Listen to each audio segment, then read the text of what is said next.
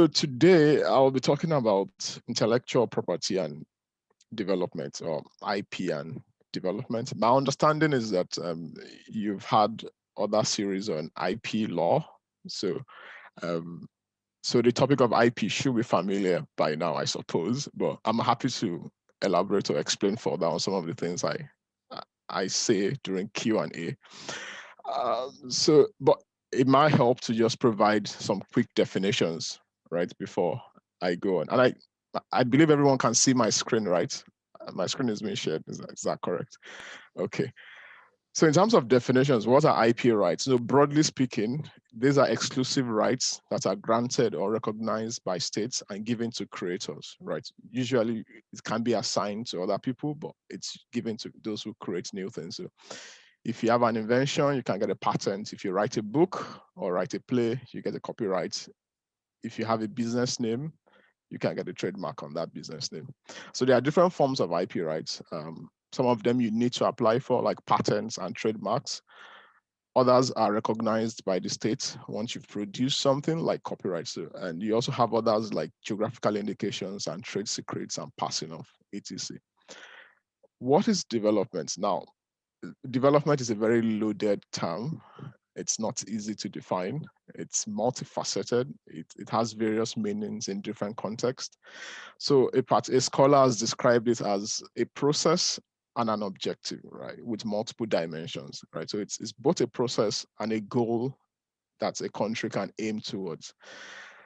And it has different dimensions: economic, social, political, and cultural. But for this purpose, in this particular presentation, I'll be focusing on economic and technological developments. And I'll be focusing mainly on the link between IP and development in developing countries, because I think that is where this is most relevant. Now, so as I said, there are different types of IP rights. There's a lot more, but these are some of the most popular ones: copyright, trademarks, designs, confidential informations. You also have plant breeders' rights, geographical indications.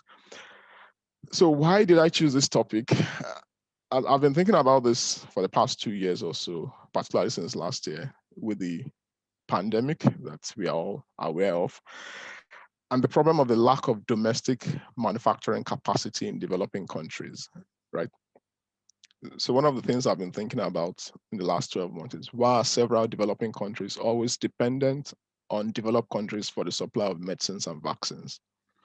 And is there a way in which developing countries can design their IP laws in a manner that facilitates the development of local manufacturing capacity? So what can they do differently as opposed to what they've been doing for the past 20 or 30 years? During the HIV/AIDS crisis, during the swine flu crisis, during the bird flu crisis, that they're always dependent on foreign countries for the supply of medicines and vaccines. Also, what are the options that developing countries can use to ensure that the IP laws, encourage or foster economic development, right? So that's the motivation or the reason why I chose this particular topic. So in terms of the outline, I'll be looking at 3 things this evening: the link between IP and development. Then I'll also look at the options for developing countries. And I want to narrow it down on a specific example. I want to focus on geographical indications and economic development. Is there a link between these two? So I want to use that example to illustrate some of the difficulties and the complexity of this particular topic. I mean, there's no single answer. It's a very complex topic, I admit, and it's not something you can really talk about in 30 minutes, but I'll give it my best shot. All right, so let's start with the link between IP and development, broadly speaking, right? Is there any link between the two? I mean, there are different views on this question amongst IP scholars. So if you consult 3 different IP scholars, you get different views on this topic, right? So there's no consensus, really. Some believe that IP rights are very important and necessary to facilitate development, and others take the view that IP rights can actually be an impediment. They can actually impede development. From my examination of the literature, right, both economic literature and the legal scholarship on this topic, I think the view I'm tilting towards, the view I take for now, is that it's probably best not to overstate or understate the role of IP in development, right? So it's important to take account the fact that yes, in some context it might be useful, but it's also important not to go overboard and say that, oh, just because you have strong IP laws, you are going to have development. So you don't want to overstate or understate the importance of IP in this context. So, and these are some of the debates in this field. So some take the view that IP rights can provide incentives for investing in research and development, and this can lead to innovation, right? The counter argument to this is that, well, okay, we've had strong IP laws globally for at least since 1995, with the TRIPS agreement and the establishment of the WTO. What about neglected diseases in poor countries? So there's so many diseases in Africa that there's no cure for, right? It seems to be the case that it's only when a particular disease or virus affects wealthy countries, that's where you see innovative products being developed, right? So, some of you may not know, but even before the pandemic started, there was the Ebola virus in Central Africa. It was still going on. They had their own local pandemic going on at the same time, right? So, and the Ebola virus has been around for so many years, but still there's really no treatment for it per se. It's still, for almost 40 or 50 years, it's still something that's still a problem, right? So, and there are other diseases like that in poor countries. So the counter argument to this is that why, if IP really provides an incentive for research and development, why do we still have these diseases in poor countries? A possible response to this counter argument is that, well, IP may not be enough to deal with some of these diseases. So you probably need other incentives that will encourage companies to develop, vaccines and medicines for some of these neglected diseases, right? So maybe IP is not really the only solution in this context. So that's a possible response to this counter argument. Another argument in this context, so some say that IP rights can foster or encourage technology transfer developing countries. But the counter argument to this is that, well, a lot of patents, for instance, are not worked locally, right? So a foreign company gets a patent in a developing country. They don't go there to manufacture those products. They only hold those patents to secure the right to export into those markets. And another problem is that you really don't have local companies that can absorb complex technologies in these countries, right? So even if you have a patent system, it may not really lead to technology transfer because there are no companies that can, absorb those technologies and begin to produce locally. Again, a possible response to this counter argument is that, well, developing local capacity to absorb complex technologies may actually require more than patents, right? So you probably need more than just providing patent protection to enable your local companies to be able to absorb complex technologies and produce their own innovation, right? So another argument is that IP rights can encourage foreign direct investments. But a counter argument to this is that, well, there are so many countries in the world, I don't want to name names, there are so many countries in the world where they have quote unquote weak IP laws, but they still have foreign direct investments, right? So do you really need IP rights to encourage foreign direct investments? A possible response to this again is that, well, that probably shows that IP alone is not enough to attract foreign direct investment. You do need IP, but it's probably not the only factor that a foreign company will be looking at when they want to invest in your country. So that shows you how complex these arguments can get. And if you read the literature, these are kind of the back and forth arguments you see among scholars on this topic. Now, on the other side of the equation, there are those who rightly argue that IP rights can limit access and raise the prices of products like books and medicines, right? So I've done a lot of research on access to medicines, and I'm familiar with some of the issues in this regard. Now, a possible counter argument to this is that, well, there are limitations and exceptions, which are also called flexibilities that can be used to address this problem of access. So if a country wants to really address the negative impacts that IP rights can have on access, you can also implement some of these flexibilities.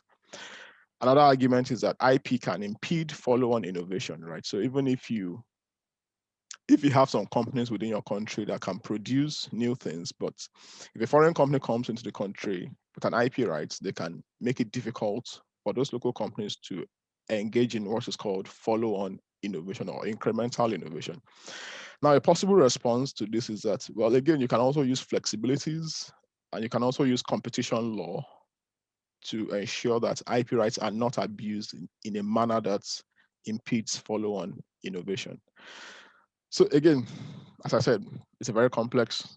The arguments goes on and on and on. There's different views on this, right?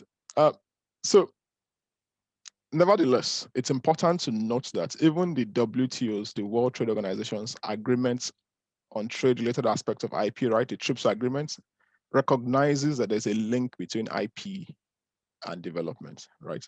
So if you look at the preamble to the agreement, it recognizes the fact that the underlying public policy objectives of national system for protecting IP rights can include developmental and technological objectives, right? So that is recognized in the TRIPS agreement. And if you go further, if you look at Article 8.1 of the TRIPS agreement, it says that in formulating or amending their laws, in designing their IP laws, countries can adopt measures that they deem necessary to promote the public interest in sectors of vital importance to their socioeconomic and technological development, right? So again, this is a recognition of the fact that states may need to adopt measures necessary to promote development within their countries. Now, it comes with a proviso that such measures must be consistent with the TRIPS agreement, but it is still, at least to my mind, it's still a recognition of the fact that states may need to take steps to carefully design their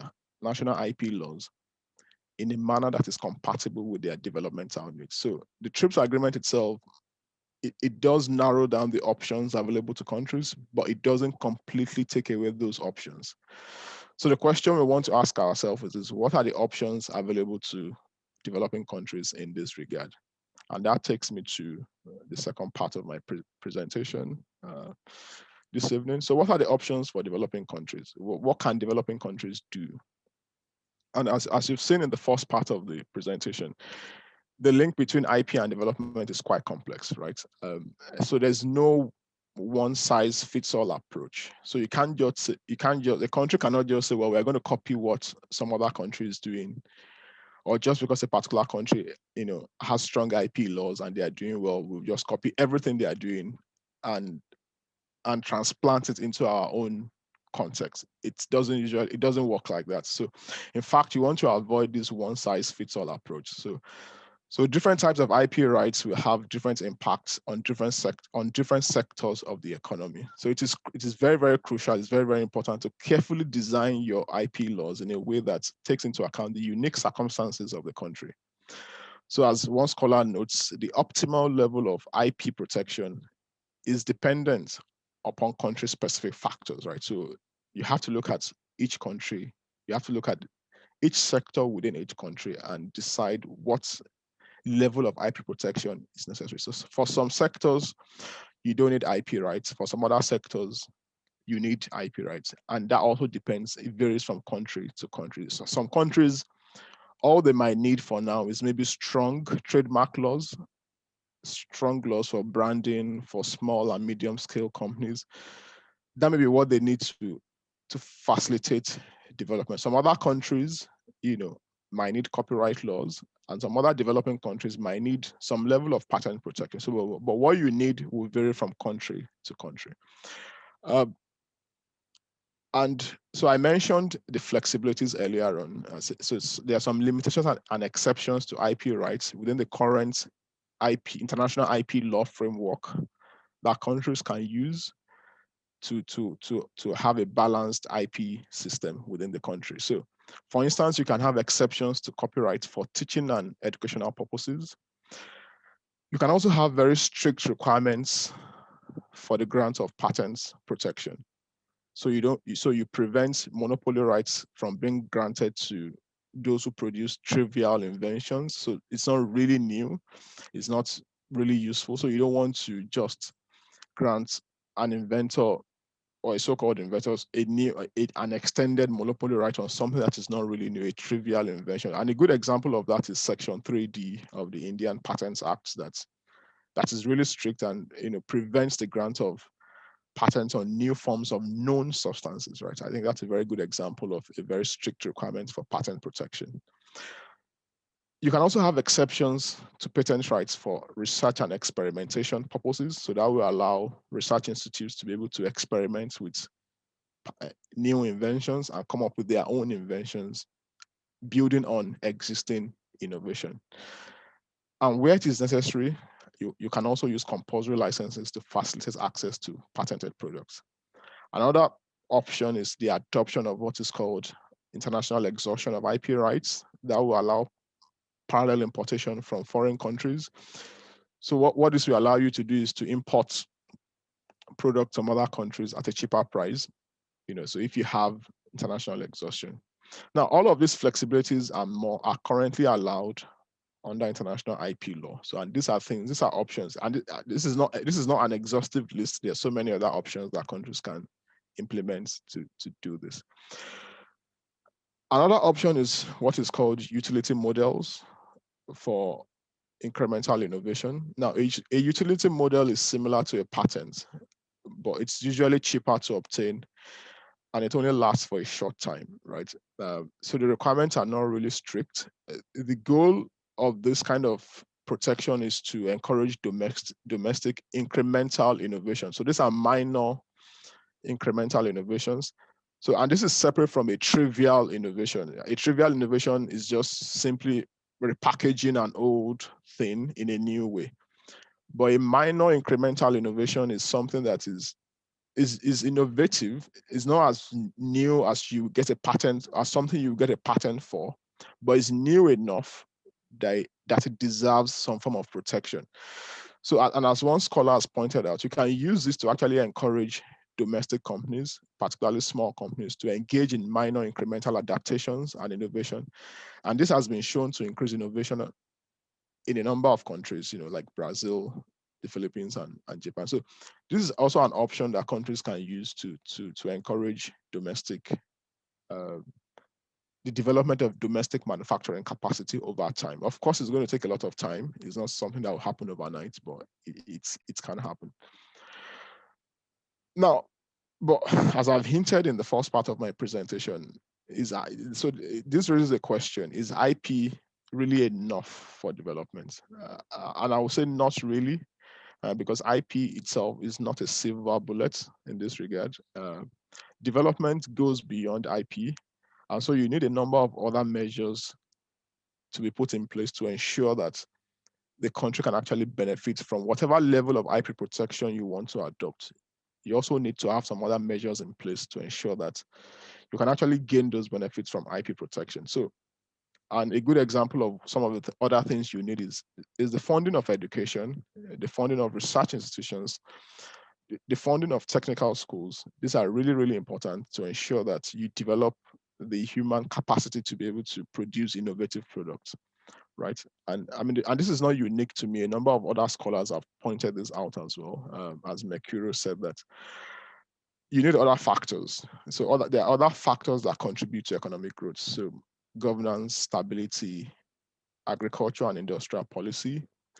And you also need to have a very strong trade, competition, and health policy. So those are all factors that you need to encourage development. So IP is not by itself, is not alone. And as Allwan and Fitzgerald also states, in pursuing economic development, developing countries must address a range of activities, including efficient and effective government, coherent economic policies, political stability, human capital, technical infrastructure, and the rule of law. So you need all of these things in combination to be able to derive any benefits from IP protection. And as Gatti also said recently in 2016, strong IP protection works best to raise growth in conjunction with trade openness, high levels of human capital accumulation, good infrastructure, and a strong regulatory environment. So, I mean, all of that to say that you need other regulatory measures beyond IP to be able to benefit from IP protection. So, The number of African countries that actually do have IP laws on the books, but they don't, it doesn't really benefit them because some of these other factors are not being addressed. So I think it's important to bear that in mind as well. So that takes me to the specific, the last part of my presentation, where I want to look at geographical indications and economic development. I think this is important because a number of communities in developing countries can actually benefit from this. But as I've said, it's a very complex issue, and other factors also have to be, put into consideration when you are thinking about geographical indications. So what are geographical indications, or GIs as they are also called? So geographical indications are a form of IP that protects products that possess certain qualities, characteristics, or reputation because they are produced within a particular locality, region, or country. So there's usually a link between the product and the place where it is produced, right? So it's similar to a trademark, but it's different from a trademark. A trademark tells you the producer, but a GI, a geographical indication, tells you where something is being produced. And usually it's because there's a particular quality attached to that place, or there's a particular reputation attached to that place. And that's what gives it the brand. And that's what you are trying to protect. And this definition is also recognized in the TRIPS agreement in Article 22.1. Now, a GI could be the name of the place of origin of a product, but it could also be a non-geographical name that is commonly linked with a place, right? So, and there's some famous GIs around the world, so you have basmati rice from India, you have champagne from France, you have Scotch whiskey from Scotland, you have Swiss knife from Switzerland, you have the Havana cigar from Cuba. So these are just some examples of famous GIs around the world. And if you can see this map, so these are some of the foods and drinks within the EU that are protected by GIs. So you can see it cuts across so many different countries within the EU. And if you go to India as well too, there's so many GIs within India itself. As I've mentioned, there's a basmati rice, there's a fenny from Goa. So there's so many examples of this. So India is a very good example of a country that is taking advantage of the GIs. So, and this is the Swiss knife. So the point here is you can use GIs to protect both agricultural and non-agricultural products. So it doesn't have to be food and drinks or wine and spirits. It can be other products as well too. So, but the question for the purpose of this presentation is there any link between GIs and economic development? So a number of scholars have looked into this, to this interface between GIs and economic development, and their work raises some questions concerning whether or not GIs actually contribute to economic development. So Irene Calboli has argued that GIs alone are not a magic recipe for success for local producers. And she notes that several GIs have been registered in the EU and in other countries, but they've not really brought their producers any returns. They've only brought them modest returns, and at times even the same returns as non-GI products. So it's not a given that just because you have a geographical indication in a foreign country that you get anything in return from that. There's so many other factors that you have to bear in mind.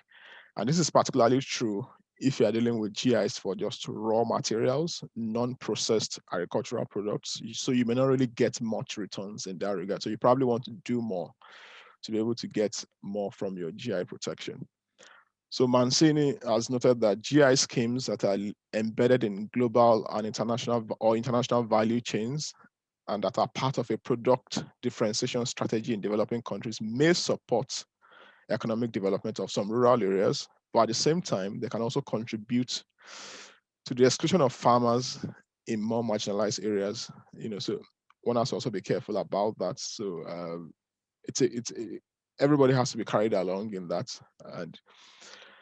And then Zappalaggio has also said that the usefulness of GI rules largely depends on the strength of the reputation of the name. So if the name of the product is already popular, say something like basmati rice, it's a very popular name, even in Europe. So you probably get more from that. But if you have to promote your name from scratch, if you have to start developing it and promoting the brand, then it might require a lot of investment. It might require a lot of resources from the community or from the states to promote that particular GI, and that's in order to get any benefits or returns from protecting that GI. So the same views is echoed by some other scholars, Belletti, Marescotti, and Tuzad, where they point out that the valorization of GI products can play a relevant role in activating and supporting local sustainable development processes in rural areas. Nevertheless, these effects are not automatic, right? And these strong ties of GI products to public goods may also involve a number of potential negative effects that must be carefully assessed and managed. So again, and this touches on things like sustainable development, and because if you actually do overproduce the particular product, it might have an impact on the environment. So there are other things you also have to bear in mind. All of this to say that GIs can be useful for some communities, but again, you have to bear in mind so many other factors to be able to derive any benefits from it. Another angle to this interface between GI and economic development is the role that GIs can play with regard to the protection of traditional knowledge and traditional cultural expressions. So TK and TCs. So TK and TCs can be protected by GIs, and this may actually contribute to economic development of those communities that own this traditional knowledge. And the World IP Organization, WIPO, for instance, strongly advocates for the use of geographical indications to protect traditional knowledge because they think they are quite similar. And this has been recognized by some scholars as well too. And they've argued that stronger GI protection can actually help to develop local and international niche markets for products that are based on traditional knowledge. So, I mean, what do I mean by traditional knowledge, right? So it's usually something that is produced or generated within specific communities. It's specific to a particular culture. It's usually not documented, so it's usually oral and rural in nature, but it is also dynamic and it changes over time. So there are numerous examples from different parts of the world, particularly in developing countries in Africa and in Asia. And you also have traditional cultural expressions. So, and this can include things like designs, patterns, artworks, artifacts, songs, and things like that. So they're usually, it can be tangible. So things like artworks and artifacts are intangible, like stories, rituals.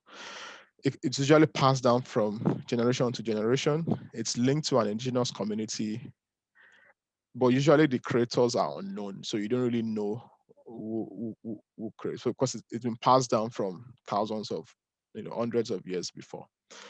So there's so many examples of this around the world. I mean, I don't have enough time to list examples, but the key point to note is that you can actually use GIs in some context to protect these forms of knowledge, and in turn benefit those local communities that produce these things. Now, but other scholars are very skeptical about the use of GIs to protect traditional knowledge, right? So, for example, someone has pointed out that the definition and nature of GIs usually excludes some types of traditional knowledge from its scope of protection.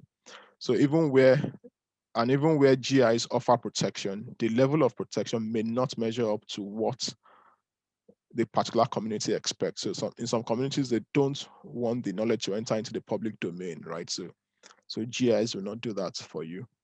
And Frankel has observed that GIs cannot deliver the protection that some indigenous people seek in order to benefit from their traditional knowledge, right? So again, there's a debate here. It's not really settled, but it might be useful in some communities, maybe not in some other communities. So one has to also be careful to see what form of traditional knowledge are we dealing with, and what will a GI benefit that particular community, or do you need another type of IP rights? Right, so to conclude, the interface between IP and economic development is quite complex, right? But as I've said, it's crucial not to understate or overstate the role of IP in development. So in some contexts, it can be useful. In some other contexts, it may not be useful. But what developing countries want to avoid is a one-size-fits-all approach when it comes to IP law and policy. And we should also not forget that IP is not a silver bullet. Other policies and measures are also required to encourage or facilitate development. So you need to have other things. You need other policies, you need other measures to ensure that you can get the benefits you want from IP protection. So I'll close with this quote from Fink and Raffo, who have said that they are doubtful whether you can have an unambiguous effect of IP strength waiting to be discovered. So you can't just say just because you have strong IP laws, you are going to have economic development. And they note that IP policies interact with other elements of the broader innovation ecosystem.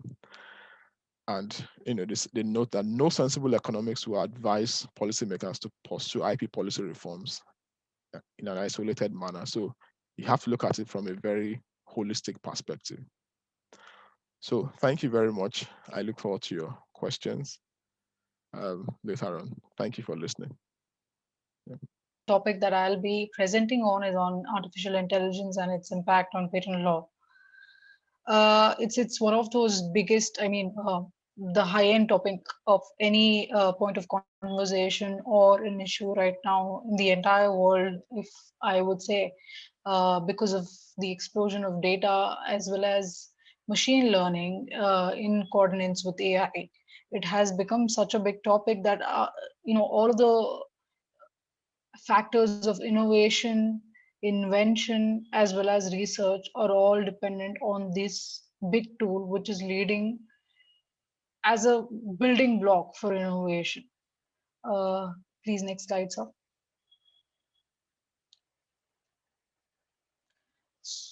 Yeah. So, what is artificial intelligence?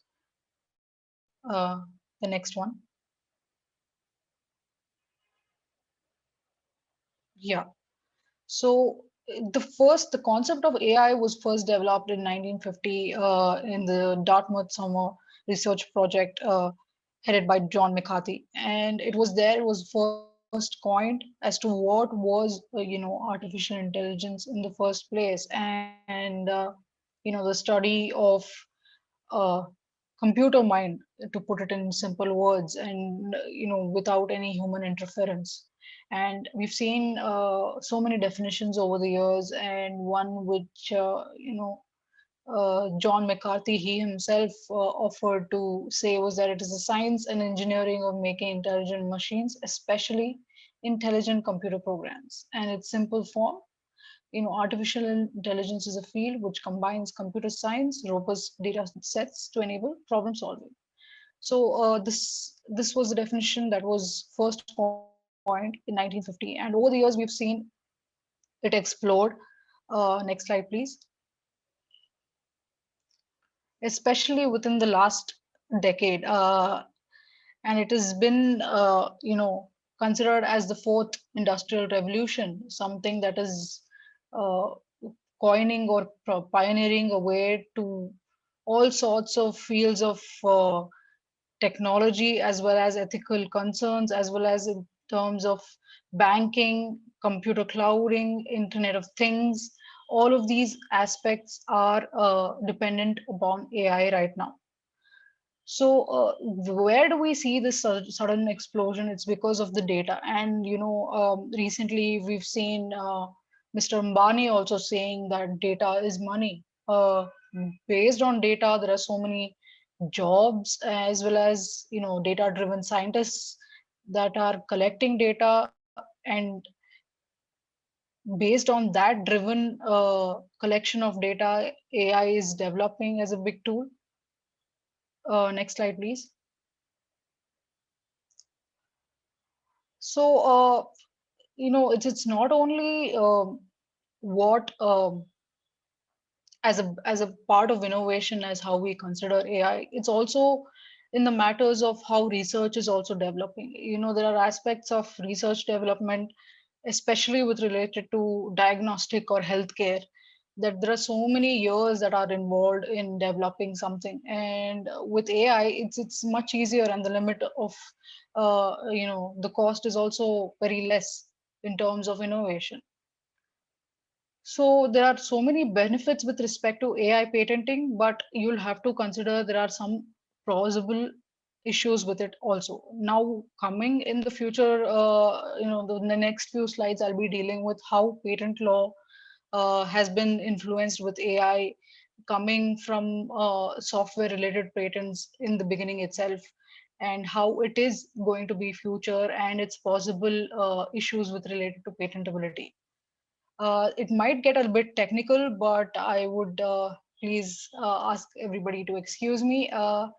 So, as I said, it all depends upon the protection it receives. So AI is also an invention. It's a software related invention, and it comes under software related invention as per the EPO and the USPTO have already declared it to be. And though Indian law is still developing, we have seen a recent landmark judgment which has paved the path for artificial intelligence claims. And especially with also in the first instance, it also depends upon the kind of protection it receives, and it's a dynamic concept, the whole concept of AI, and it is possible that innovation can be protected with copyrights, patents, trademark, or trade secrets.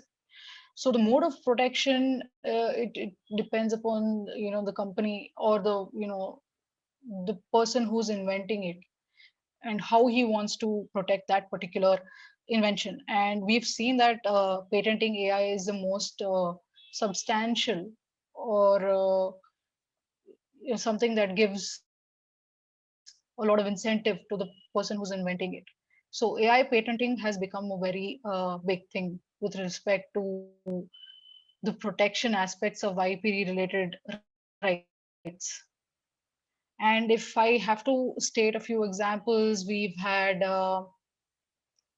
Internet of Things devices, healthcare, like diagnostic tools. You have smart watches, something with related to healthcare, like the heart monitor, which is recently listed by the EPO as one of the leading um, inventions in recent times. And next slide, please.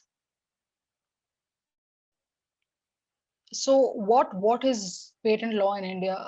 So it all depends upon the basic NUN steps. It's called the NUNs, in NUNS.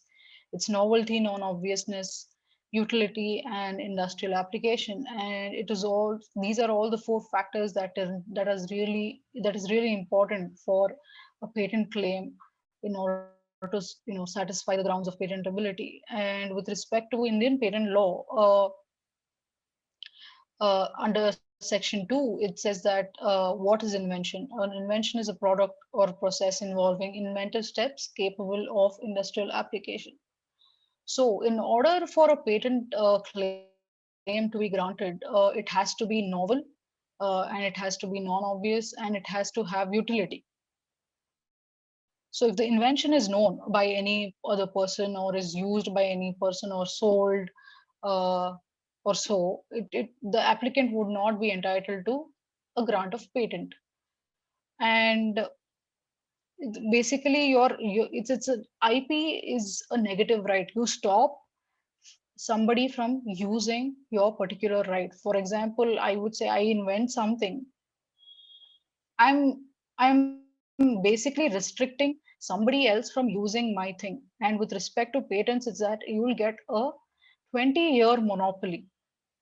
So the whole purpose of patenting or encouraging a person to invent something is to, one is that it obviously is socio-economically viable.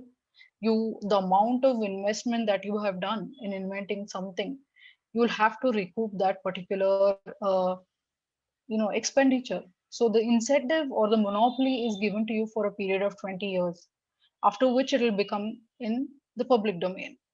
So this part where you encourage invention and you give incentive is a cycle which the whole aspect of IP is related. the whole aspect of protecting your idea, encouraging ideas, is what IP is all about. Next slide, please. So, according to Patent Law Section 3, it says that there are certain categories which are not inventions. They have specifically stated that certain stuff that are already present in the nature, or like for example, like mathematical computations available in the nature that is easily available. Uh, all of these also in with respect to software related people, a mathematical or a business method or a computer program per se or algorithm has been stated in section 3 that it is not patentable. So now this sort of put back the Indian perspective on software patenting a little behind. So in the 2003 amendment, they included per se as a word. You see under subsection K, I have already highlighted that per se is a term that was added, and it particularly said that there are certain categories of claims where you can see that there is an additional uh, invention or a character that involves a step ahead from the natural things that are already available, or the claim that has already been stated. So that next step that the inventor has taken is what per se has given does come under the category of per se. Please, next slide. So as I said, per se category, that it needs to have certain amount of technical character or technical advancement that is seen in the claim, where you can get a patent granted for your particular invention. And so the intention was to provide for patents those computer programs which can include certain other things or ancillary. This is the words that were included in the document of the amendment. However, what it really means is that additional technical character or technical effect. So one other case that I would really state here is Diamond versus Chakravarti. It's an US case law, but it has been one of those leading judgments that has been applied everywhere with matters of patent. So in this particular case, what happened was that um, the plaintiff basically he had developed a microorganism that could separate crude oil uh, from during oil spills. So as I said previously, there are the ones that is already available in nature like microorganisms. You cannot have patents over it, but it so happened to be that there was a technical effect towards it, so that organism which was developed in the laboratory, it could separate the crude oil. So there is an additional element that we have there in the patent law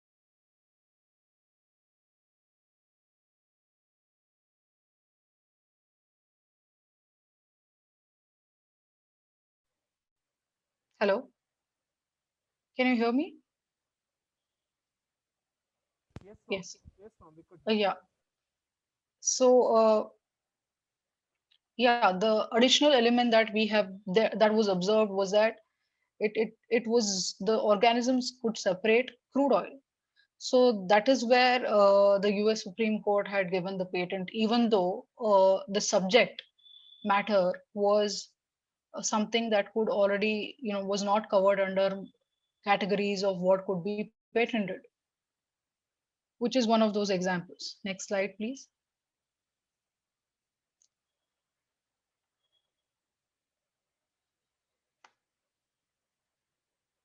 Next slide. So as I said, it's one of those leading judgments that was recently decided in 2020, and it's Alani Farid versus Assistant Controller of Patents, and it was the application included assessing information sources and services on web.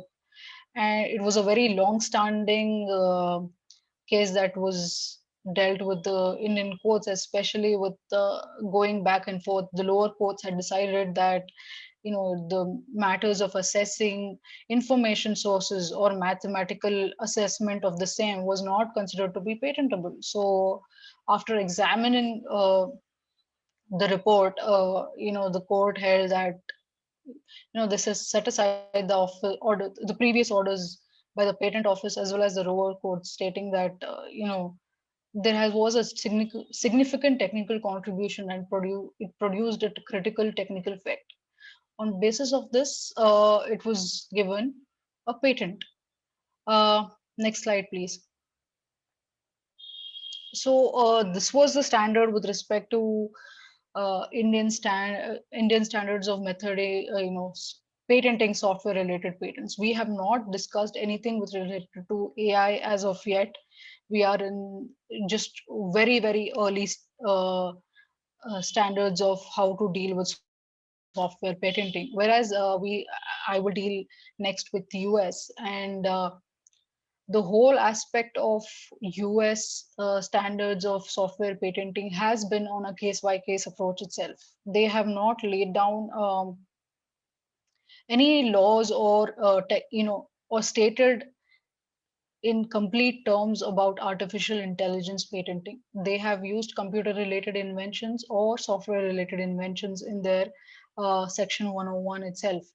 I will deal with it next. And no, not next slide, please. Previous itself. Yes. So basically, what with US standards is that they have their own standards of um, including a patent for it to pass the patentability test. And everywhere the IP standards are the same. It has, with respect to patent law, it has to be novel, it has to have inventive step, and it has to be non-obvious. And the fourth category here is subject matter eligibility. So subject matter eligibility is one of those primary issues with respect to AI and software related patents with respect to US jurisdiction. And it has been so for the past 4 decades as well. And I will go through some of those important case laws which have already dealt with the same. Um, I will deal with, okay. So in the first instance, I would like to again mention about inventive step. And so computer related inventions they have been raising questions regarding patentability with respect to US jurisdictions as well. The whole aspect of how we had seen in the Indian jurisdiction with respect to mathematical methods or algorithms not being patented. It was the same with respect to the US standards as well. And however, on the case by case approach, we've seen later on, as I will tell you, it was observed by the patent office or the examiners who do the patent examination with respect to your claim once you file it. They came up with guidelines as well as steps to encourage more innovation, also with respect to filing more software related patents. Next slide, please. Yeah, so subject matter eligibility, it's one of those most important categories of software related patents with respect to US. And the whole aspect of when you look at AI and patent law with respect to US, this is the issue that comes up on a forethought, and it's something that has still needs to be developed. And as I can tell you, or you can view on the right side, it says about section 101. It basically says whoever invents or discovers any useful product are subject to conditions requirements of USC 10. So all of these laws of nature, natural phenomenon, and abstract ideas are not patentable.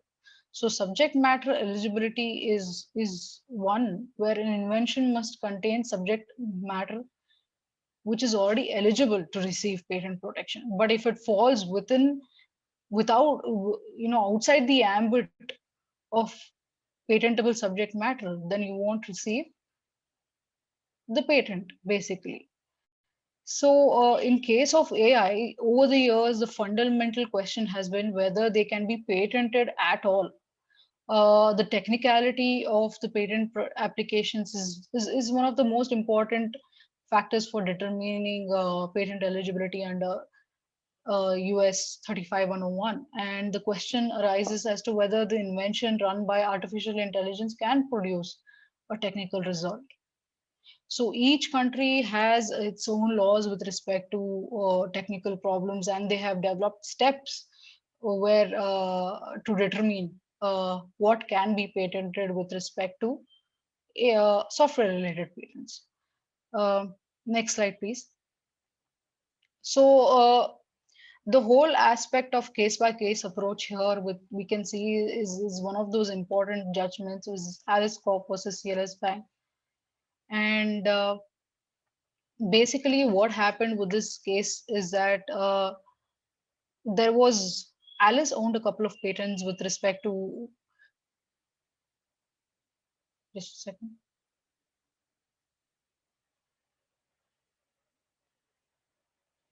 Yeah, Alice owned a couple of patents with respect to a tabulation form for settlement risks.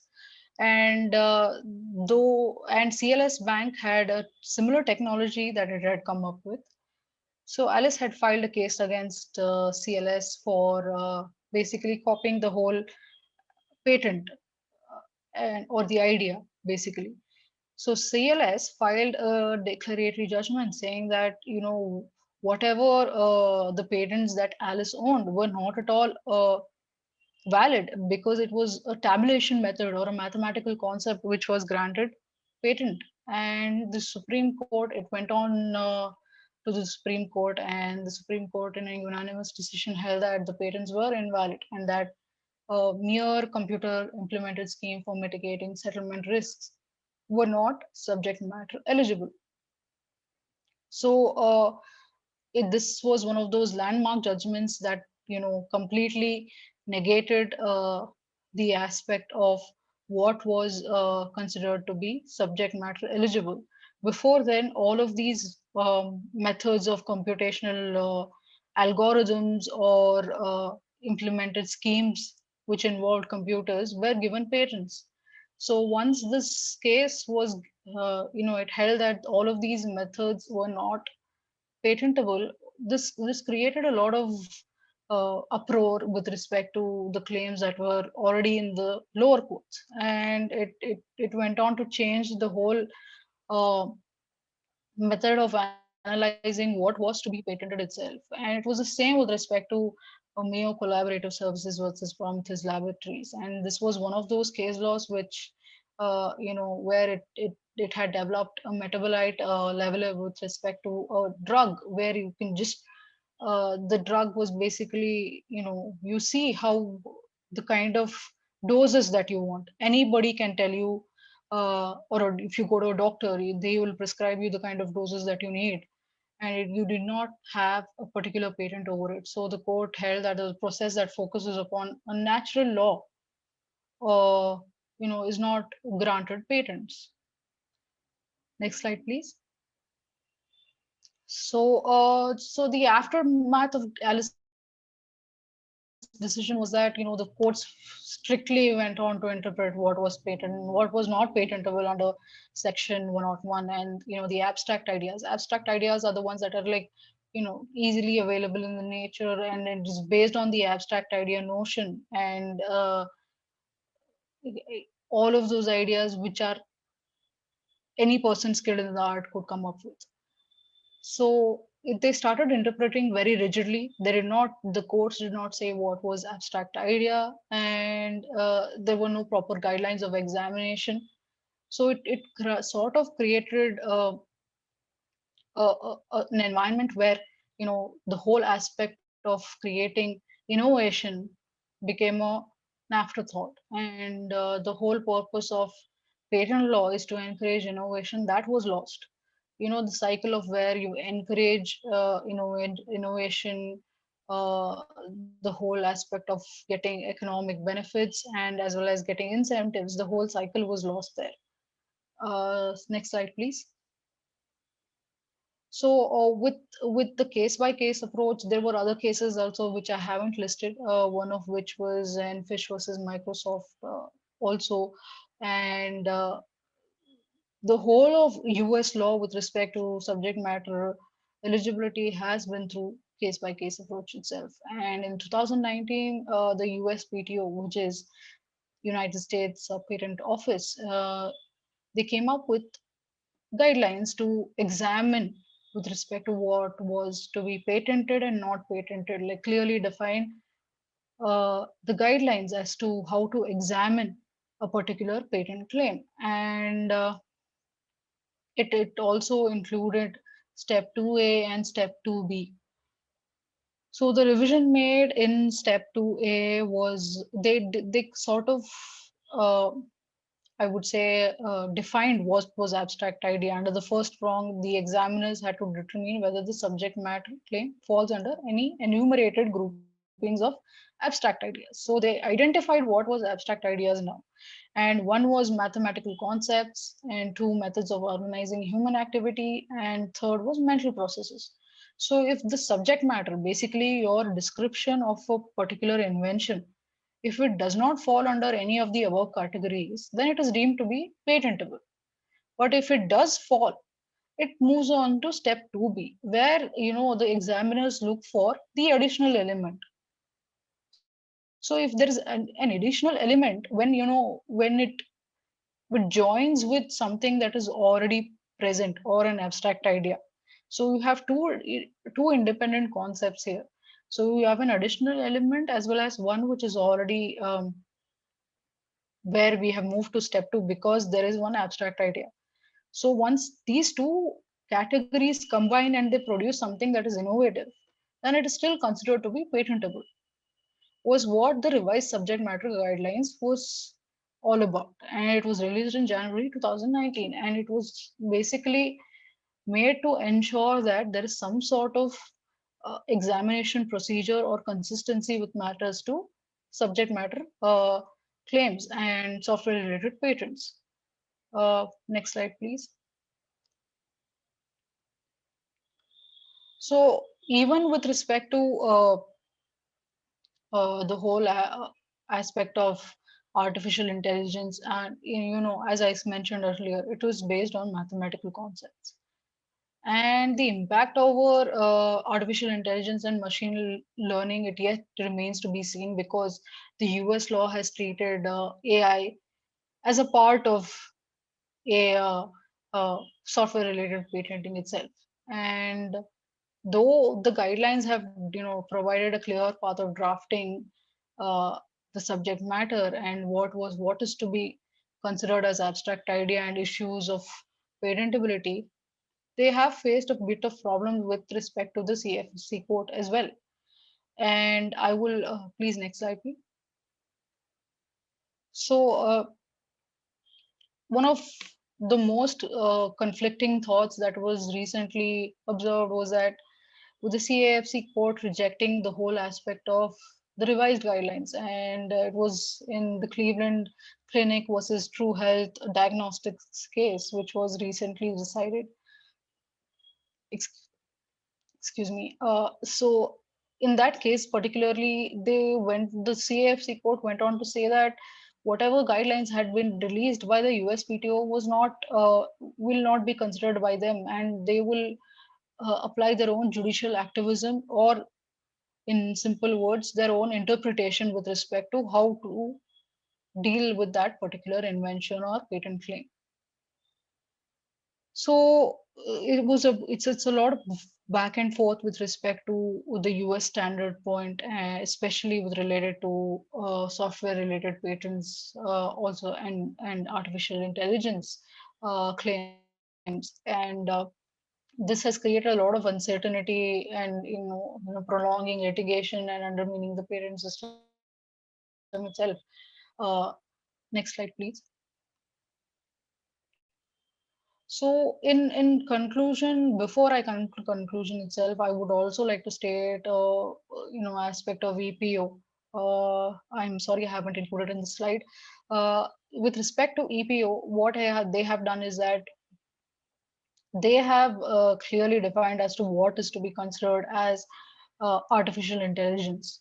With when we look at different jurisdictions over the world, all a lot of them have faced similar issues with respect to what is where do we group software related patents. uh, do we allow them to be under patentable subject matter, or do we not allow them? Because it's so robust and dynamic, it keeps changing, and you can't really fix something that is technology, right? And something related to computer inventions. And because of this fixation problem, it has been a huge setback for the rest of the jurisdictions to clearly define what is to be considered as AI and where do we put it under patentable subject matter. With respect to EPO, it so happens to be that they have clearly defined as to what can be considered as artificial intelligence under their guidelines in the EPC convention. And they have the EPO, especially the European Patent Office, has clearly defined in their guidelines of examination that artificial intelligence applications are to be considered as on the same level of software related patents. And there are only two simple steps observed with the EPO, that one, if it's an abstract idea or something that is, not covered under patent eligibility, then it is negated in the first step itself. But if it still has some technical character or a technical effect, it goes on to being observed or examined by the examiners of the patent claim. So, as I said in conclusion, what I would like to say that the whole concept of AI is unpredictable, and it's because of its dynamic nature. It has so many issues with respect to its inventorship itself, and with respect into patentability and ethical issues with respect to inventorship. Do we give it, for example, there might come a time where there is no human involvement with respect to invention itself. So it's all um, the computer, and do we give it inventorship rights? So these are the questions that have been recently popped up with the IP world. And also it's one of the biggest factors why AI has been in focus, because of the parent portfolio or the IP portfolio that a company has. And it's one of those important factors of risk assessment in matters related to uh, economic leverage. And because the kind of parent portfolio you have, especially with multi, like Fortune 500 companies, the the kind of inventions or the patent portfolio is all it's the very biggest asset you have right now. It's not the fixed assets or anything. It's the IP portfolio a company has. And please, next slide. So the whole aspect of how I would say to face all of these problems with on the aspect of me being an inventor is that it all depends upon how you write your description. And the scenario for the patentees is that it has to be a balance between what to be disclosed in the description and what is to be kept secret in a claim description. So it all depends upon how much disclosure is there with respect to your particular invention. It cannot be too rigid, or it cannot be too secretive also, where you cannot see that there is a technical addition or a technical effect observed in a particular game. So the whole aspect of this topic is still developing, and we have yet to see, especially with Indian jurisdiction, of where we go from the Alani Farid case, where we've seen it recently in 2020. Thank you, one and all.